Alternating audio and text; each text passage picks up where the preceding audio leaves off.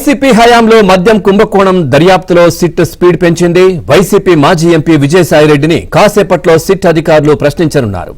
మద్యం బాక్సుపై 150 నుంచి 450 రూపాయల వరకు కమిషన్లు తీసుకున్నట్లు ఆధారాలు సేకరించిన దర్యాప్తు బృందాలు హ్యాండ్లింగ్ వ్యవస్థ, కొరియర్లతో కమిషన్లు సేకరించిన తీరు కావచ్చు, ఓవరాల్ గా మొత్తం నెట్వర్క్ లో 7 అంచెలపై పూర్తి నిర్ధారణ కోసం కూడా విజయసాయిరెడ్డి నుంచి వివరాలు రాబట్టే అవకాశాలున్నాయి. ఇక మద్యం కుంభకోణంలో కర్త కర్మ క్రియ రాజ్ కసిరెడ్డి అని సాయిరెడ్డి ఇదివరకే బహిరంగంగా స్పష్టం చేశారు. పోలీసులు అడిగితే తనకు తెలిసిన వివరాలన్నీ చెప్పేందుకు కూడా సిద్ధంగా ఉన్నానని అప్పుడు తెలిపారు. ఈ నేపథ్యంలో సిట్ ముందు ఆయన ఏం చెబుతారన్నది ఆసక్తికరంగా మారింది.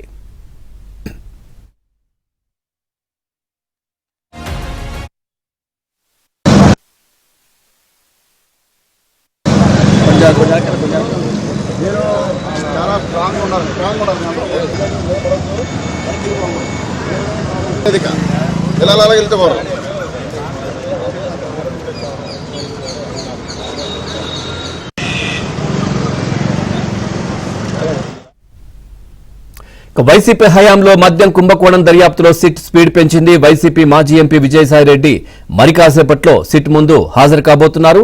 సిట్ కార్యాలయం దగ్గర మా కరెస్పాండెంట్ ప్రసాద్ కూడా సిద్ధంగా ఉన్నారు. ప్రసాద్, ఎంతసేపట్లో విజయసాయిరెడ్డి హాజరవ్వబోతున్నారు? ఏమైనా డీటెయిల్స్ తెలుసా? పూర్తి ఆధారాలు, దీనికి సంబంధించినటువంటి పూర్తి సమాచారం ఏంటి?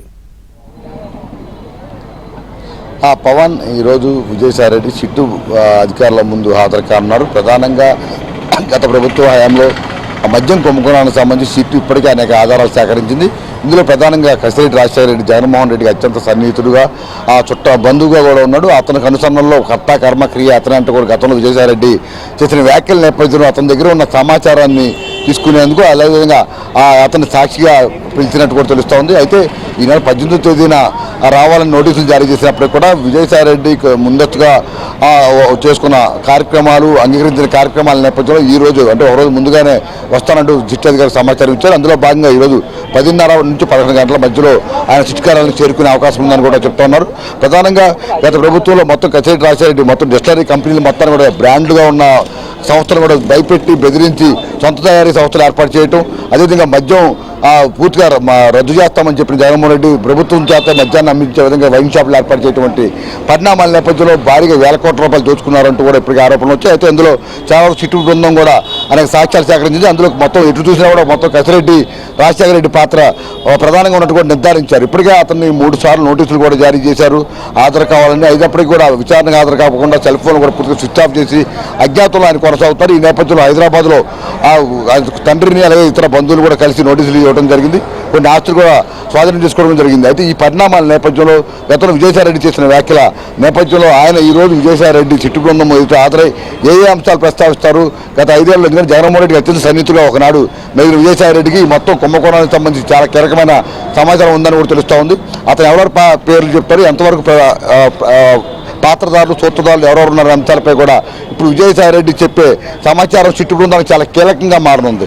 ఎందుకంటే ఇప్పటివరకు వారు విచారణలో చేసిన అంశాలు ఒక ఎత్తు అయితే, విజయసాయిరెడ్డి వంటి వైసీపీలో కీలకంగా వ్యవహరించిన రాజ్యసభ సభ్యుడిగా ఉన్న వ్యక్తి ఈరోజు ఇచ్చే సమాచారం సిట్టు బృందానికి దర్యాప్తుకు చాలా దోహదం అవుతుంది.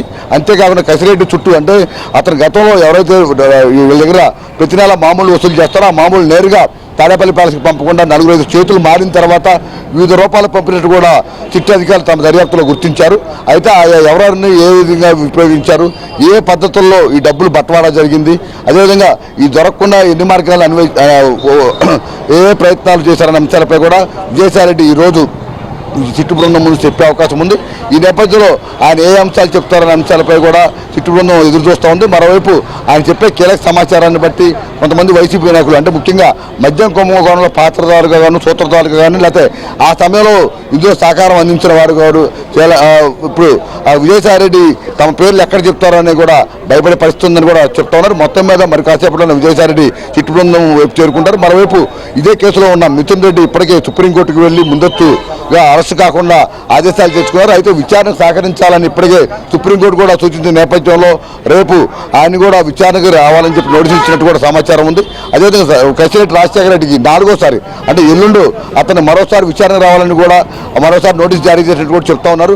అయితే వీరు మాత్రం ఏ విధంగా తప్పించుకుందాము, కోర్టుల్లో ముందస్తుగా పిటిషన్ దాఖలు చేసి విచారణకు హాజరు కాకుండా ఉండేందుకు కూడా తీవ్రంగా ప్రయత్నించినట్టు తెలుస్తూ ఉంది. అందుకని ఇప్పుడు విజయసాయి రెడ్డి చెప్పే సమాచారంతో ఈ మధ్యవర్తులు అంటే ఇటు కసిరెడ్డి రాజశేఖర రెడ్డికి ఇటు తాడేపల్లి ప్యాలెస్కి మధ్యలో ఎవరైతే వ్యవహరించారో వారి పేర్లు ఇప్పుడు బయటకు వచ్చే అవకాశం ఉంది. వారిని కూడా అదుపులో తీసుకున్నో లేకపోతే సిట్టు బృందం వారికి నోటీసులు ఇచ్చి విచారణ చేయడం ద్వారా మరింత కీలక సమాచారం రాబడతారు.